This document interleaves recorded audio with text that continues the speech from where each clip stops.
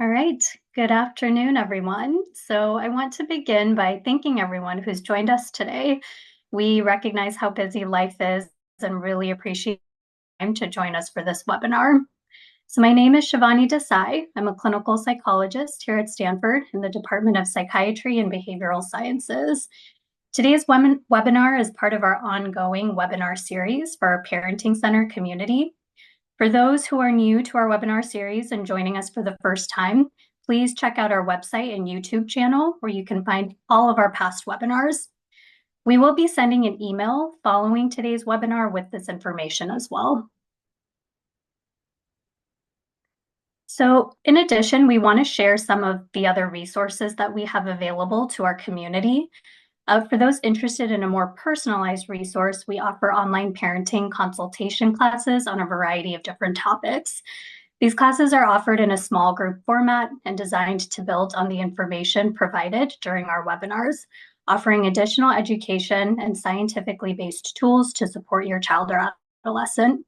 We're currently enrolling for our spring 2025 classes and run groups in the fall, winter, and spring.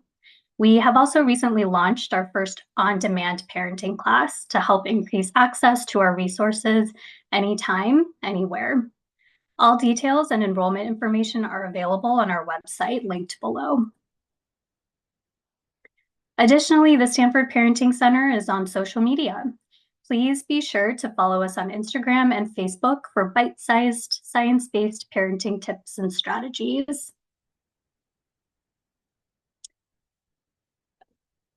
Okay, so a warm welcome to everyone who's joined us today for our webinar titled Help Your Child with Picky Eating, a Guide for Parents.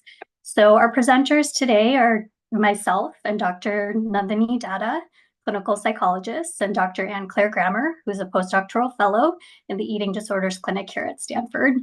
So we will spend the first 45 minutes or so of the webinar on the presentation, and then we'll have time for questions afterwards. You can submit your questions through the chat function located at the bottom of your screen, but we will be saving questions for the end of the presentation.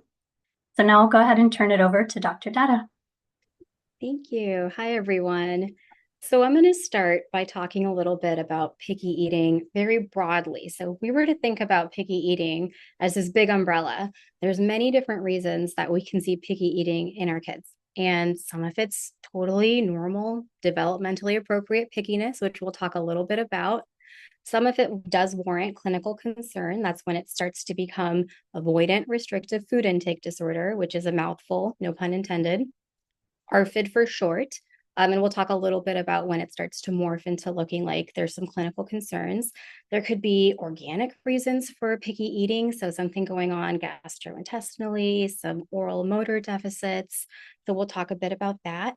Or there might be another eating or feeding disorder going on. All of these are reasons that kids can exhibit some pickiness that you might be seeing around meal times.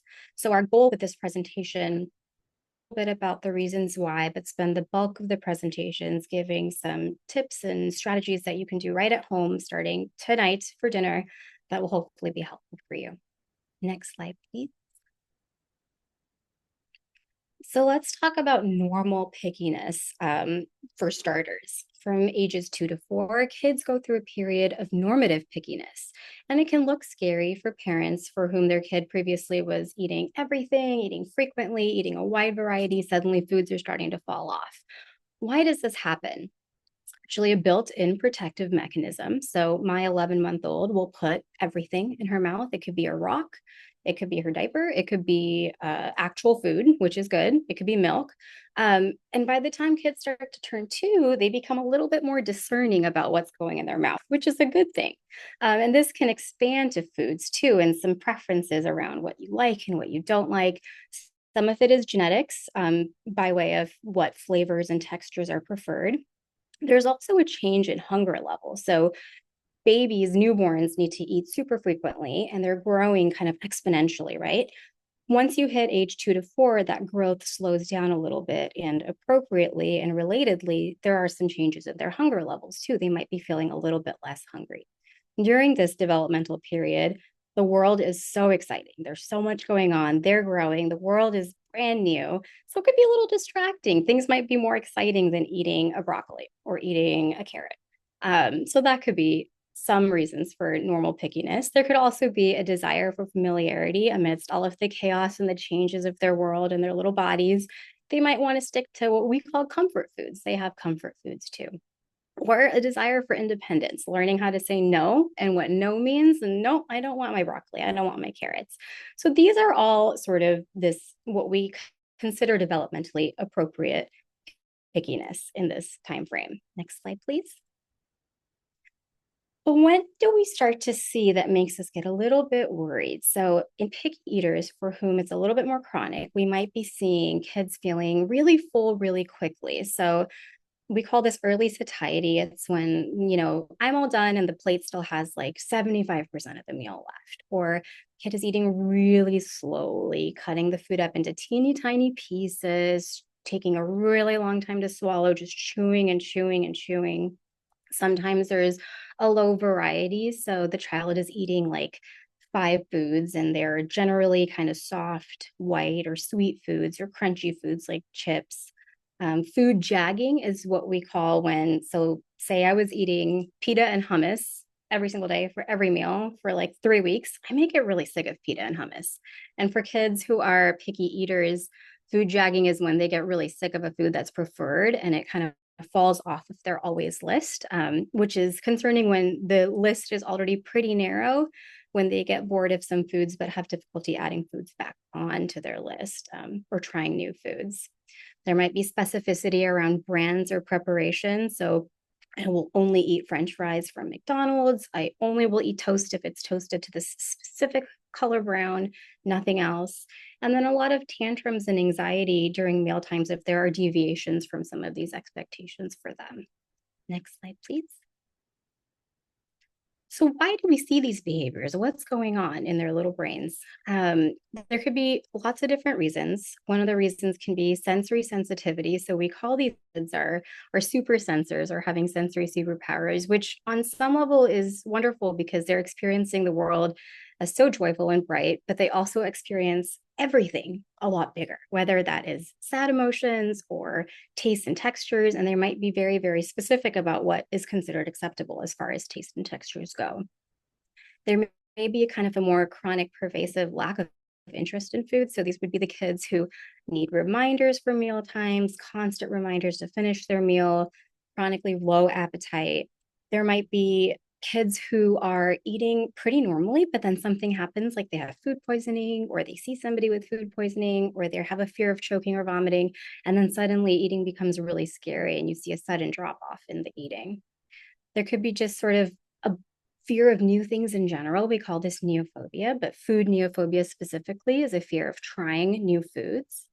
There could be attention seeking at mealtime. There could be medical or oral motor deficits that we would want to rule out. That could be like, functional tongue tie or issues with chewing or swallowing. So we'd want to get that tie corrected, or we'd want to get them to OT to get some of the more functional pieces of the eating disturbance managed. Next slide, please. So when do we start to worry? We worry when we're considering 3 things predominantly: chronicity, so how long has this been going on?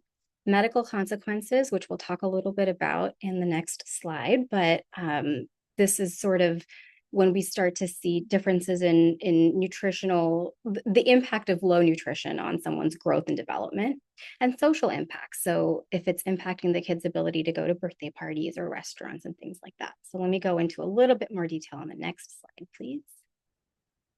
So the medical concerns I'm referencing is if a kid has been kind of tracking really low on their growth curve, but then the nutrition causes them to tank even further and fall off their growth curve or drop several percentile lines. This could impact puberty. It could then impact hormone imbalances, abnormal vital signs like blood pressure and heart rate, nutritional deficiencies. So we've seen kids that are incredibly restricted in their eating that have iron deficiencies or vitamin C deficiencies, scurvy, things like that. The family and psychosocial functioning. So if it's really hard for kids to go to a restaurant with their family because there is nothing on the menu that sounds good, or just being in the presence of other people eating and sounds and smells is really overwhelming. School lunch is coming back pretty untouched. difficulty going to kids' birthday parties because nothing sounds good and they don't want to be the only kid not having the pizza or the cake. So when we start to see some of these, we think that this is starting to warrant some clinical concern. Next slide, please. And that brings us to avoidant restrictive food intake disorder, which I mentioned on my first slide, ARFID. So this is a clinical diagnosis of an eating disorder that we treat in our outpatient clinic. And we make this diagnosis when a child is having eating difficulties that result in a persistent failure to have one or more of the following. So either significant weight loss or disturbances in growth and development, nutritional deficiencies as a result of the lack of variety in the eating or lack of volume of eating, dependence on nutritional supplements. So this is like Ensure or Boost or something like that, or even having tube feeding, interference with psychosocial functioning. So a little bit about what I had mentioned as far as like not being able to go to birthday parties or not being able to eat at school with school lunches, or not being able to go on trips with families or restaurants and things like that. And these eating difficulties are going to be in the absence of wanting to change one's shape or weight that you might see in an eating disorder, more like anorexia or bulimia. For kids with ARFID, their restrictive eating is driven more by some of the things we talked about earlier. So some of the sensory sensitivities or low appetite or a fear of aversive consequence or some combination of all three of those things. Now, we hope to give you a little bit of that. This is what picky eating is. This is why it can occur. And then hand you some strategies that you can start using at home with your child to manage some of these difficult mealtime behaviors. So with that, I'm going to hand it to Dr. Kramer to take over. Thanks so much. So, regardless if it's picky eating or ARFID, we would like to help families think through some strategies that can help them manage. And the first is to help your child establish a mealtime routine. You might hear, oh gosh, mom or dad, I'm just not hungry, or nothing sounds good. And there's some actually good reason to that. When your child restricts, again, not intentionally, but when they restrict, their stomach starts to shrink. And the hormone, that leptin and ghrelin levels, which are hormones in their brain that communicate to their stomach to help them regulate appetite and satiety, start to go offline or they start to not work as well. And so the best way to actually help your child become more hungry is to help them establish a regular eating routine. So in other words, helping them eat ideally 3 meals a day and ideally 2 to 3 snacks a day. So not only does this help them develop hunger cues, but it also helps them prevent grazing throughout the day so that they're able to later bank on those hunger cues at appropriate meal times and snack times. And it also provides them a sense of predictability. If they're not able to rely on their own hunger or satiety cues to help them, go pick out a snack or, sit down for dinner, having a sense of predictability can help them do that in another way. So some strategies to help them do this are one, to give snacks and meals around the same time every single day. Ideally, we want your child to be able to eat every 3 or 4 hours or so, again, to start mimicking that regular eating routine. For underweight children, so children for whom they need to gain weight, you might also consider prioritizing volume of preferred foods before you think about adding variety. So I oftentimes will hear from families, my child only eats maybe 5 things and they're all super energy dense or they're kind of processed foods. And you might find it rather odd for any one of us to say to you, fantastic, add more to their regular routine, have them eat more of the Cheetos, because why? Cheetos equal calories. And it's better to start there as opposed to having them expand to variety. For older children who are able to collaborate more in treatment, you might help them become part of that regular eating routine by tasking them with setting a regular timer or having them set some reminders on their phone. Use of visuals or even menus can also be incredibly helpful and can make it more fun. And I'll show you here an example in just a minute. Next slide, please. Thank you. The other way that we can help families is by creating positive reinforcement. So now that your child has a regular routine going, how can we help them keep it going? And we can use positive reinforcement, which just basically means increasing the behavior that you as a parent want to see. And so when you're choosing a reinforcer, we want it to follow the principles of 2 Ps. One, it needs to be precious, and two, it needs to be predictable. Let me say this in relatable terms. The vast majority of us, have a job or something that we do. And in order to go to that job and continue to go to that job, you're probably provided with a paycheck or some sort of compensation. That's a precious reinforcer. And what is also so great about that reinforcer is that it's also predictable. So if I go to my job every single day, I'm gonna want to know that maybe weekly or biweekly or once a month, I'm gonna get that reinforcer, aka I'm gonna get that paycheck. Your child is no different. When you're choosing a reinforcer, you want to make sure that it's precious to them, so it has value or it has meaning, and again that they know when they're gonna get it. So some reinforcers that you might consider are providing a point. So you can see in this case of Noah's dinner schedule, we slowly but surely increase the amount of food that we're asking Noah to eat, and then we might provide a point. And each point might be worth a tangible reward, such as a trinket or something that he could pick out. A reinforcer could also be a privilege, such as having access to screen time. Or a reinforcer could be a preferred food. So if Noah is able to eat, 5 bites of carrots, then he'll be able to have access to M&Ms. Some other ways that you can increase the behavior that you want to see are providing lots of labeled praise. So rather than saying good job, Noah doesn't really know for what, you could say good job, Noah, for trying 1 bite of your new food. And then you can also use the first then principle. You might have heard this referred to as grandma's rule or even the pre-MAC principle. This is the idea that first you ask your child or your teen to do the thing that you want them to do or the harder thing to do, such as eating dinner or eating five bites of a new food, and then you provide the reward. You probably are doing this every single day when you ask your child to do their homework before they go play with friends or have screen time. Next slide, please.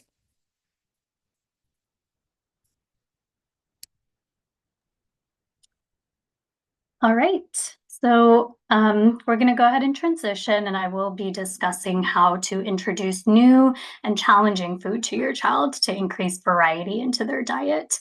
So picky eating can present in different ways, as we mentioned at the beginning of the presentation. So if your child is a very picky eater, for example, they may only have a few number of foods that they eat. Perhaps you can even count their preferred foods on one hand. They may be very particular about brands of food. Yeah, for example, only eating the French fries from McDonald's, no other restaurant, or only eating the rotisserie chicken from Safeway, no other grocery store. There are other children who are selective based on the texture, presentation of food. So an example that was used earlier in the presentation is the toast can't be too soft, but it also can't be too crunchy or burnt. Maybe your child rejects most foods that feel too mushy and soft. They have a high preference for like crunchy or snacky foods. And so, this selectivity with food, it can be frustrating for families. It can also be frustrating for the child to have a limited range of accepted food. And as we mentioned before, it can result in things like nutrient deficiencies and negatively impact family and psychosocial functioning. So I will preface by saying, when working on increasing variety, it can be a slow process that takes time, especially the more rigid or the pickier that your child is with food. So the first step is to choose a specific food to work on. So you want to think about what foods to introduce to your child, what's going to be the most beneficial for them and for your family. So maybe you want to introduce a food that has nutrients that your child isn't getting in their current diet. Maybe they're not eating any vegetables or protein. So you might want to start with the food in one of those food groups. Maybe there are certain meals that the rest of the family eats, or there's a specific dish that you enjoy preparing that you'd like your child to work toward accepting. Maybe there's food that's commonly eaten in social situations that your child is in. So thinking about food that's regularly served at birthday parties or school events that they are rejecting, that you'd like them to start integrating into their diet so they can fit in more in these situations. Maybe you want to work on flexibility with food that they are already accepting. So for example, maybe your child likes pizza, but they're very particular on how the pizza is prepared. It has to be a certain crust. Maybe they don't want any sauce on the pizza. So you can work on helping them get used to eating pizza in different forms. It is usually best to work on one or limited food at a time and really focus your efforts. You don't want to overwhelm yourself and your child, and you really do want to see progress as well. So the second step is to pick a reinforcer. We've already discussed the different types of reinforcers. So think about what you are going to reward your child with for trying something new, doing something that's hard for them. So depending on how hard or new the food is and your expectation, you want to choose an appropriate reinforcer. So perhaps they receive a point or a sticker for taking a bite of the carrot. Maybe they get some extra time with you to read their favorite book after the plate of spaghetti is completed. One type of reinforcer that you always want to provide is the labeled praise. So the moment that your child tries the new food or gets through the difficult meal, let them know, that you're proud of them and they did a great job with that specific task. So the introduction of a reward for trying new food is helpful, and it's often necessary because getting through a non-preferred meal can be really difficult for children. Sometimes children will realize that they actually like a food after trying it, and they just need to get over that initial hump. And so, they're not internally motivated to eat the food a lot of the times. So let's find a way to get them motivated. We want them to feel like they're going to get something out of this, even if they don't like it initially. And then I just wanted to talk about the difference between reinforcement and bribery. So it's important to tell your child in advance what reward they can get for completing the hard task. You want to avoid introducing a reward after, refusal or whining occurs.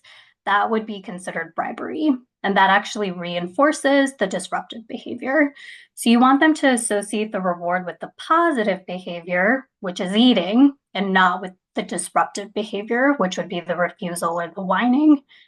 And that actually takes me to the third point. It's important to be really clear about your expectations and the reward ahead of time. So chances are your child will likely do anything they can to place the least amount of demands on themselves and receive a reward. So for example, if you tell them carrot, they might just nibble on it, or they might put the food in their mouth and spit it out. So instead, you can use really specific language like, please chew and swallow one bite of the carrot. And you probably even want to put the amount on their plate so it's very clear to them what they're expected to consume.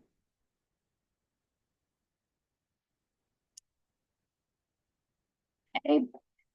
And as you're exposing your child to new food, you want to try and meet them where they're at and set them up for success. So you want to start with a reasonable initial goal and then gradually increase demands.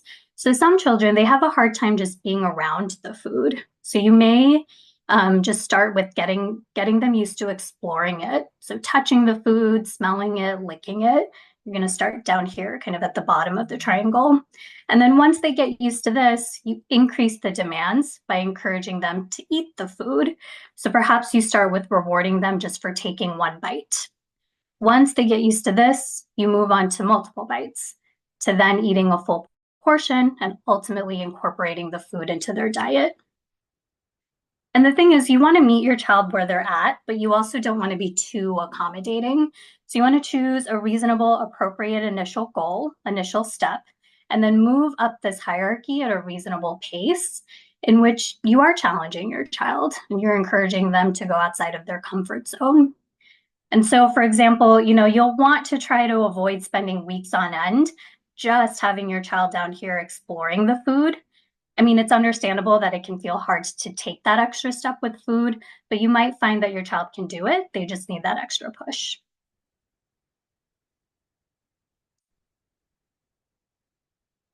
Again, so we want to set your child up for success, and there are a few different ways to do this.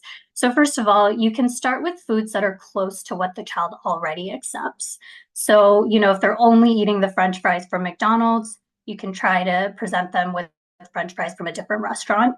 Or you can stay within the potato realm, but you can prepare the potatoes in different forms, so present them with mashed potatoes or hash browns or potato wedges.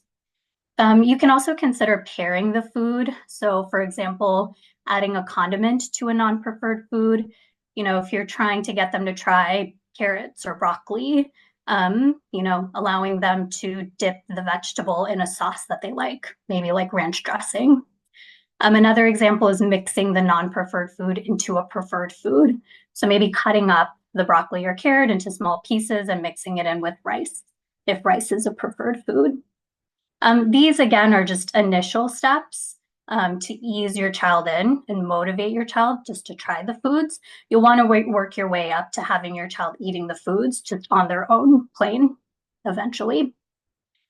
You might also want to accommodate sensory sensitivities. So, for example, if your child does prefer softer foods, maybe initially you boil the vegetables, and that can just also make it easier for them to chew and swallow the food and get through it. Or if you're working on tacos and they prefer crunchy foods, maybe you start with crunchy tacos. The last point that we have is, you don't want your child to dread the experience of trying new food or getting through meals. So there are ways to make the experience positive or even fun. You can introduce timers. We always encourage the use of reinforcers so they can earn something, at the end of the task. Perhaps you get creative with the way that you present the food. For example, you can use some fun utensils, themed utensils. Maybe you get some Star Wars or Disney princess themed plates or cups or forks and spoons. And this is just to get your child motivated to come to the table and eat and try the food. And the last point that we want to discuss when it comes to exposure to new challenge food is that repeated practice is essential. If your child completely rejects the food after initially trying it, don't give up on it. Give your child a chance to develop a taste for it. Or if they have sensory sensitivities, to get used to the feeling of it in their mouth. It can take as many as 25 servings of a significant portion of a new food to develop a taste for it. And it can be helpful, to talk to your child depending on their age and developmental level. You can even use yourself as an example of how most of us don't always love the food that we eat. Sometimes we just like it, or it's just okay. But as we get older, there may be situations where our very, very favorite food is just not available, but we need to eat whatever is there because we're really hungry or we need the energy. And that's what we're working on, is really getting them used to food that they don't super love. And we're helping them to learn to like more foods. Some other language that you can use with your child if they do reject the food after the initial try is, we are going to try it again tomorrow and maybe it'll taste better, or maybe it'll feel less weird in your mouth the next time that you try it. The other thing to keep in mind is that taste preferences do change with age. So you might want to think about previously rejected foods that you can try again, that can be reintroduced. You can also think about foods that maybe your child used to really like when they were younger, but they got sick of it because they ate it too much and then they started rejecting it. And maybe that's something that you can also reintroduce and bring back into the rotation.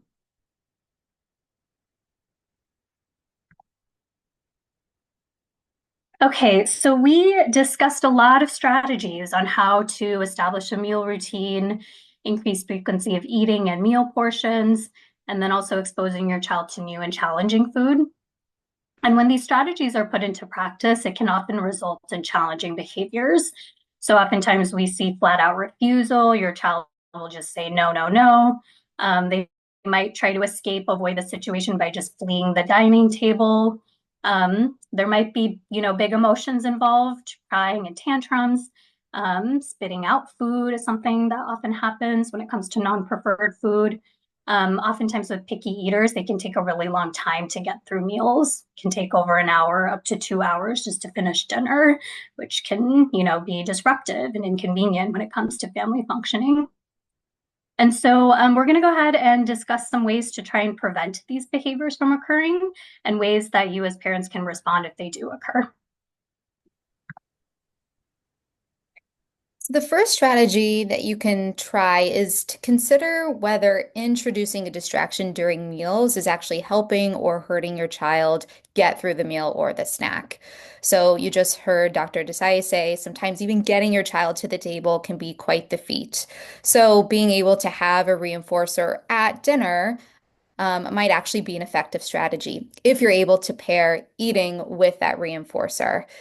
If you are giving your child, access to the reinforcer outside of mealtime, you might find it really challenging then to incentivize them to come to the meal. Some families, however, might find it really distracting for their child to have access to a reinforcer during mealtime, in which case we'd suggest that first then or that grandma's rule principle. First, they need to eat, and then they can have access to the reinforcer or the reward afterwards. The second strategy that you can try is you can validate your child's emotions. You can say, I know this is really hard. I know you're feeling super anxious right now. I know you really don't want to try this new food. It's really, really tough, while staying firm with your expectations. So this is the difference between validating an emotion and accommodating avoidance or accommodating escape behavior. So an example of this might be, it's so hard for you to try this new food. I know you're really anxious and I know you can do it. So reminding your child that they are brave and that they are resilient and being really clear with your expectations about what you're asking them to do. Are you asking them to take one bite or are you asking them to finish the entire meal? You can also ignore the behavior and continue with meal expectations. So, like Dr. Desai said, oftentimes we'll see, flat out food refusal or spitting or gagging or throwing or smearing the food on the wall. And our suggestion is to ignore that behavior. Otherwise, you might find yourself inadvertently reinforcing behavior by calling any sort of attention to it, whether it's positive or negative, and then continuing to complete the meal or the snack to the best of your ability and staying calm and persistent. And then lastly, we want to remind you, like with anything in life, setting the tone and using positive language can help your child become resilient and cope with what you're asking them to do. So if they're trying a new, maybe challenging food, they're going to be looking to you. What is your body language like? What are you saying about their ability to get through it? So we encourage you to use positive language, reminding them of their resilience or their bravery, and also maybe even demonstrating your own curiosity. I wonder what that's going to taste like, or I wonder what that smells like. I wonder what it feels like in your hand. That sometimes can lower the bar and reduce some of the initial anxiety. Next slide, please.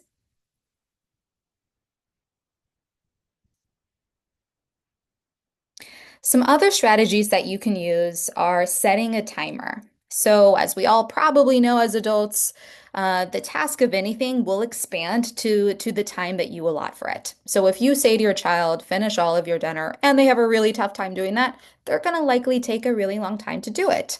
So, if you're asking them to eat a non-preferred food or a challenging food, go ahead and get it out of the way. Get the hard stuff out of the way. Set a timer for maybe 5 minutes, perhaps at the beginning of the meal, so it doesn't create dread for the rest of the meal, or perhaps sit down with your child and find a time throughout the day that's going to be a time where they're not distracted, that they can try that new food. And then immediately after they're able to try that new food or whatever it is that you're asking them to do, you want to provide that reinforcer pretty quickly. Another strategy you can try is to withhold the reward if they're not able to comply with the request or the demand, and always provide an opportunity for a redo. So it might feel really bad as a parent if your child's not able to comply with the request, or let's say that they're demonstrating some of that behavior like throwing food or, crying, or they're just not able to cope. That's okay. You can always say, I see that you're really upset or see that you're having a really hard time. You didn't get the reward today, but tomorrow we always get a second chance. I wonder if it'll taste different then. And then lastly, going back to the idea of helping your child cope while not accommodating the avoidance behavior, you can always try strategies like engaging in deep breathing, helping them calm their body, or even provide physical comfort if that's something that they like. Next slide, please. All right. So as we've discussed today, we've talked about the realm of both normative picky eating and when picky eating might start to tip into what is called avoidant restrictive food intake disorder. And so we want to provide you all with some resources on what to do if you feel like your child might actually have ARFID and it's not just some of that normative picky eating. So first and foremost, we encourage you to talk to your child's pediatrician. And then, of course, you may reach out to a child and adolescent therapist or even an occupational therapist to get assistance both with increasing volume and also increasing a range and variety of foods as well. We also treat ARFID in our clinic here at Stanford, and I'll go over a little bit about our referral process and how you can get connected with services here. So the first and perhaps the most streamlined way is to get a direct referral from your pediatrician and have that sent to our adolescent medicine team, and your doctor will be able to assist you with that. And then the second is you as a parent can also self-refer. Our number is here. Again, these slides will be sent out to everyone on the email list so that you'll have them. So you can also call our direct line and self-refer as well as a parent or as a caregiver. And to have more information on this, I've included our URLs to our outpatient therapy page, and you can find out more information on how to self-refer and also how to have your pediatrician refer as well. Thank you so much. I think we have a quick poll before we'll take questions. We are hoping to gauge audience interest in a multi-week small group parenting course for parents of children with picky eating or ARFID and are wondering if this would be a helpful resource. So if you could take a minute and just share with us yes, no, or maybe if that's something that you'd be interested in, that would help us a lot. Thank you so much. Great. Thank you for sitting through our webinar. While you're answering the poll, we have a whole bunch of wonderful questions coming in that I've been keeping my eye on. And so the good news is we now have sufficient time, I think, to get through hopefully all of them, if not most of them. So I think what I'll do is I will read the question out loud, and then either myself or my co-presenters can just unmute and answer. Does that sound good? All right, so let's see, how do I minimize? There we go.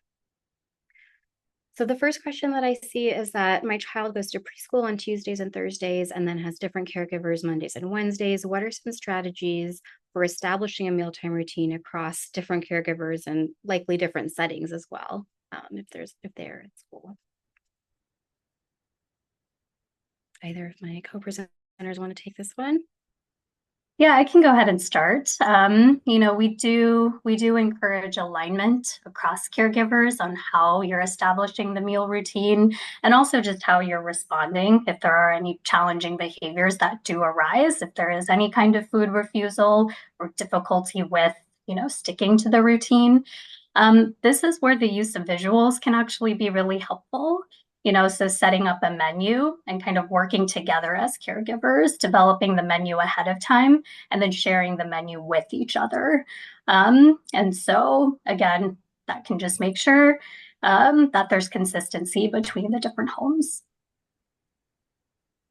And just to piggyback off of that, like if I've had parents or, if parents are separated, like have something on the fridge at each home that's outlines what the routine is going to be, or have a shared Google Doc or notes app on the phone, and just making sure that everyone is on the same page, quite literally, in terms of what was being done.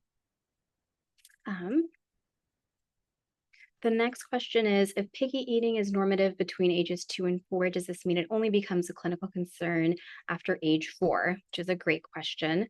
And I'll jump in for this one and then have my co-presenters chime in as well.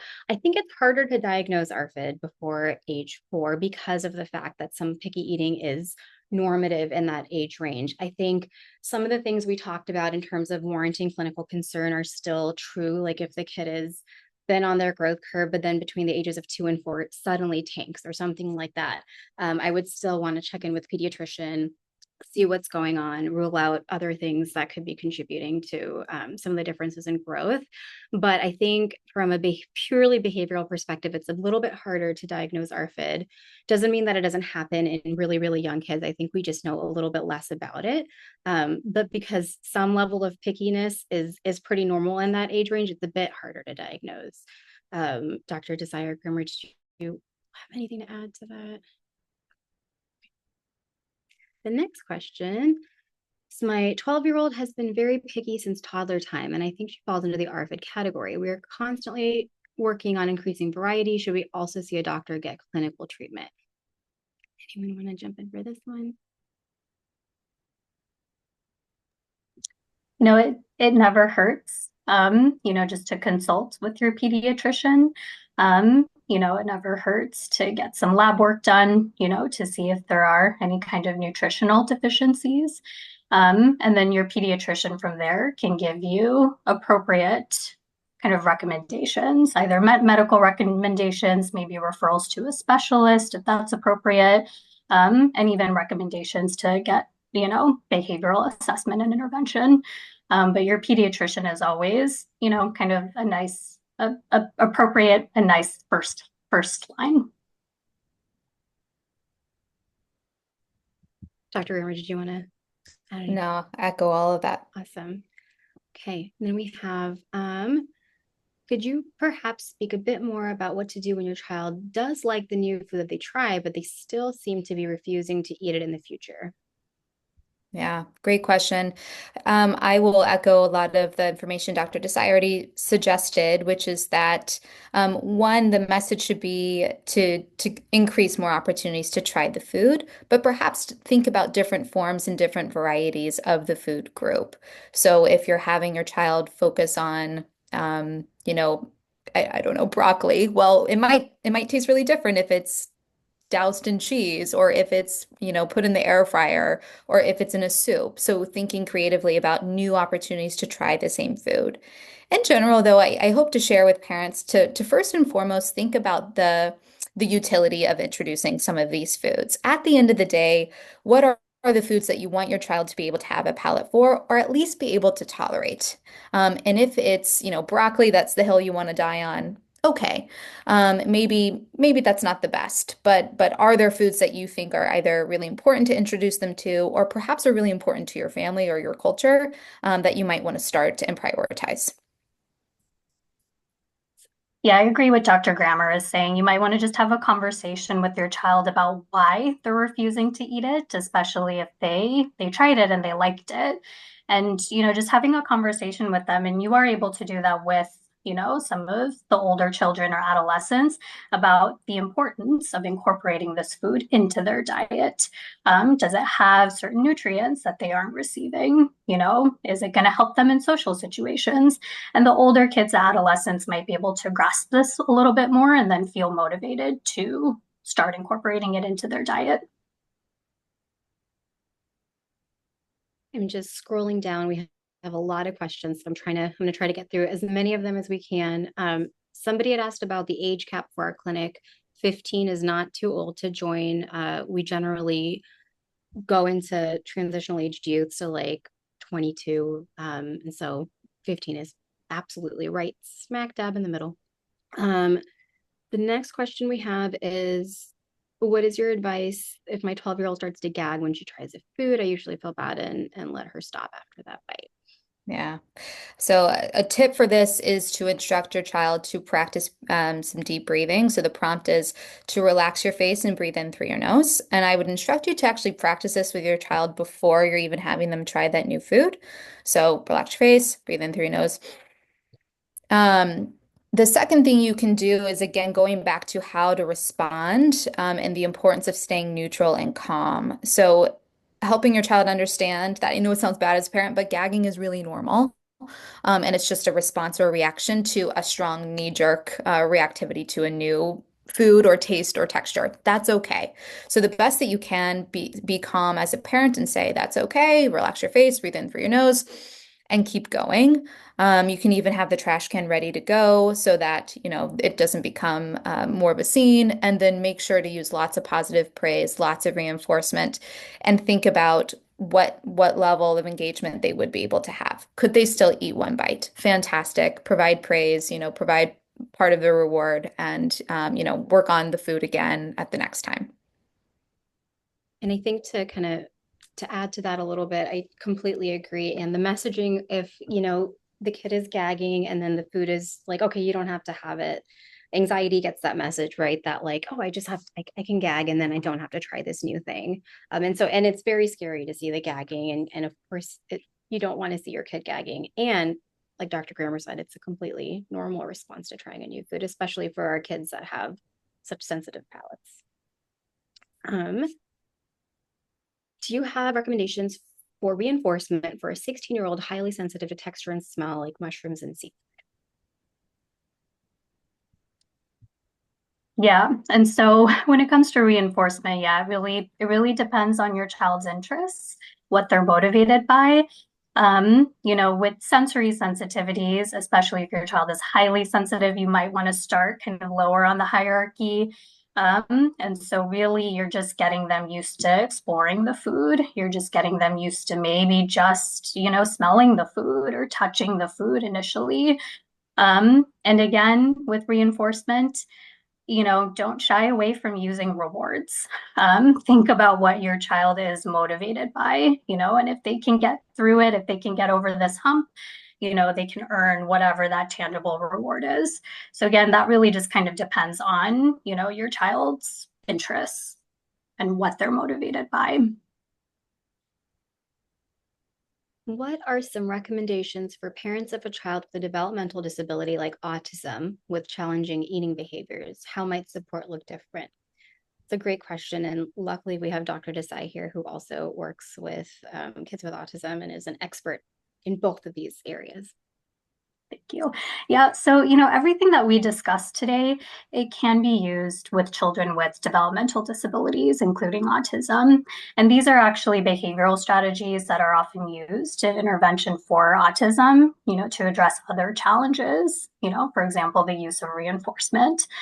Of course, the strategies will likely need to be tweaked and modified based on a number of factors like your child's language level, maybe even how rigid they are with food. So, for example, if your child is non-speaking or minimally speaking, you may need to use more visual supports just to help them understand meal routines or rewards that they can get for trying new foods. Or you might need to be a little bit more structured with the reinforcement schedule. You might need to reintroduce more rewards for them trying new food or eating new food.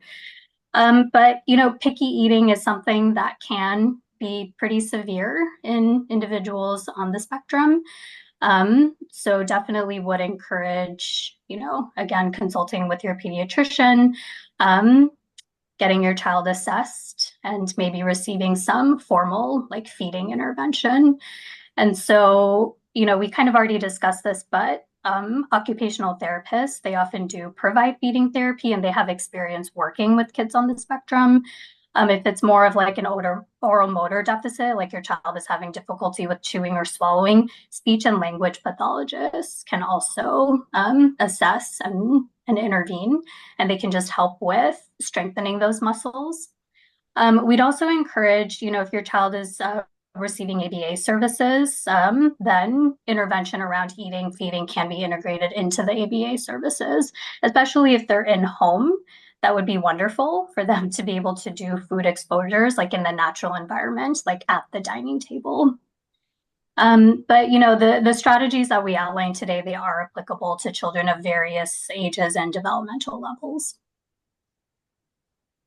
The next question says, can you share some ways that schools and other caregivers can support children who present with challenging eating behaviors in settings other than the home? I think we touched on this a little bit in just having consistency across different environments and different caregivers.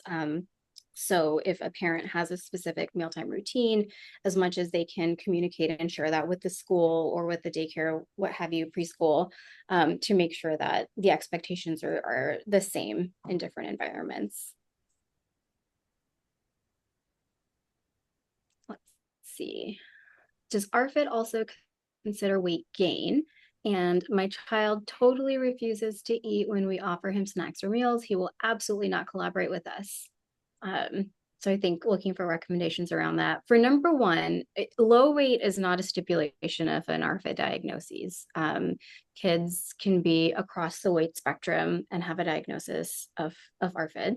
And in terms of the not collaborating in terms of snacks, and pretty common with kids with picky eating. It's hard, especially when, I've had patients that just say like, I wish I could just absorb the nutrients from the air and not have to bother with eating because it's just so hard and the last thing they want to do.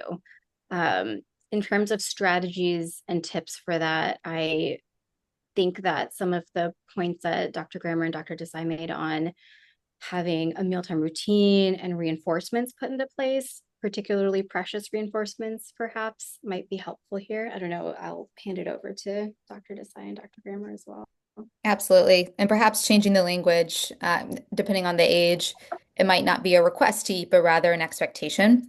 And then we provide reinforcers for engaging and complying with expectations. If you say, "Do you want to eat dinner right now?" the answer likely will always be no. Somebody asks, can a preferred food like fruits be used as a reinforcement? Sure. Yeah. If it's precious and predictable, absolutely. Yeah. And oftentimes, even like desserts can be used as a reinforcement. So once you complete your meal, once you get through the larger portion size, then you can have your ice cream, So absolutely preferred foods can be used as reinforcement, as motivating, again, for your child to get through the harder food.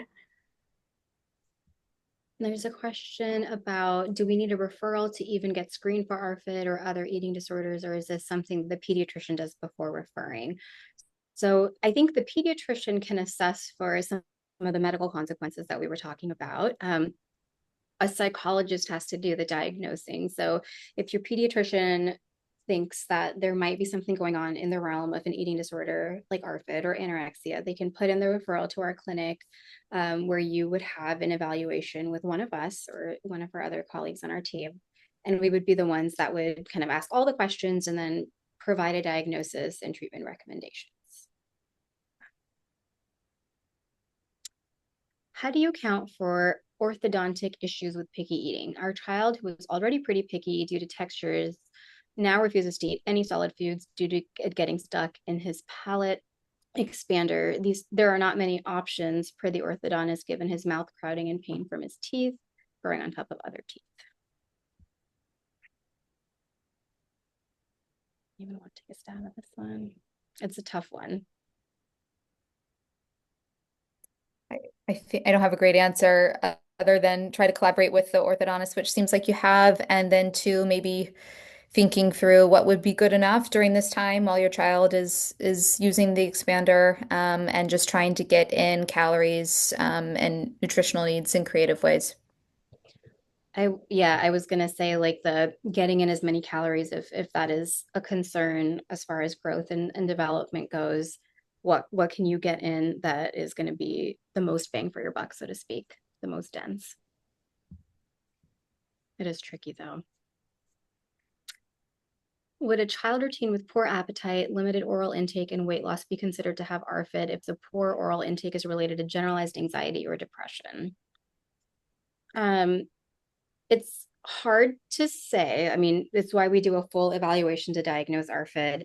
Lots of things are taken into consideration. I will say that ARFID is highly comorbid with anxiety disorders, and depression. And so one of the things that we do in our evaluation is to see whether or not, if someone has limited eating or restrictive eating, is it because of the low mood, or is it because of a sensory sensitivity, low appetite, fear of aversive consequences presentation?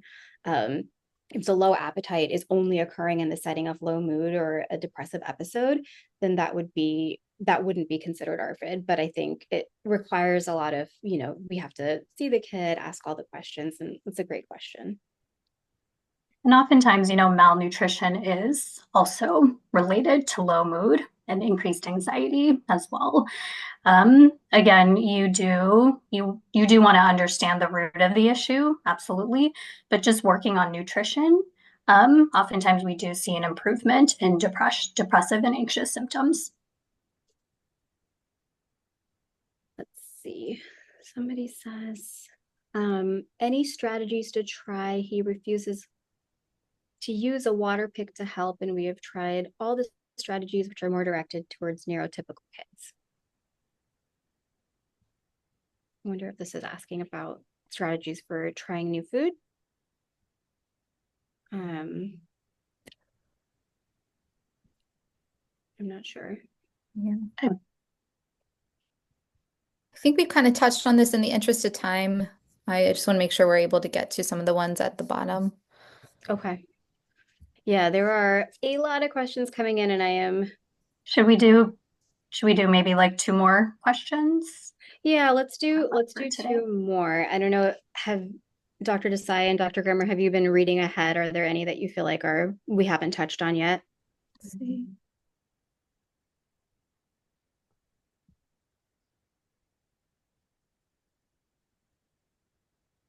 I'm trying to scan through them myself. I feel like we kind of answered a lot of these questions.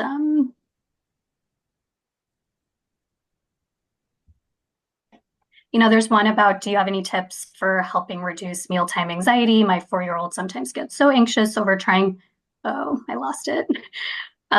Reducing mealtime anxiety. Something that can help with the mealtime anxiety, which we talked about in the presentation, is that menu, that sense of predictability.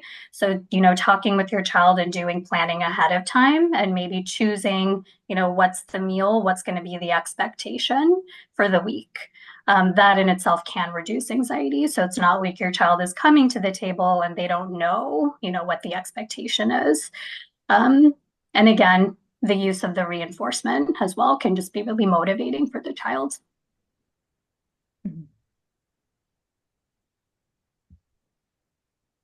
This is a great question. Can you talk a little bit about the geographic spread of behavioral specialists who address picky eating or ARFID for those of us who are not local in the Bay Area or Stanford region? Best way to find similar practitioners? Great question.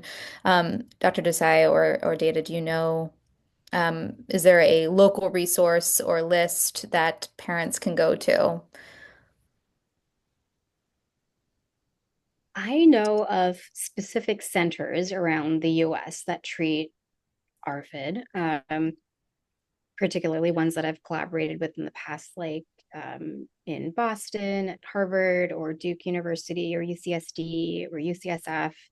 I don't know of any kind of broad list necessarily, but I think a good way to look for somebody, maybe potentially ask your pediatrician to see if they know of providers in your area, because oftentimes I think pediatricians are becoming more up and up on what ARFID is and how to connect their patients to behavioral specialists that work with ARFID. I think that would be a good way to go.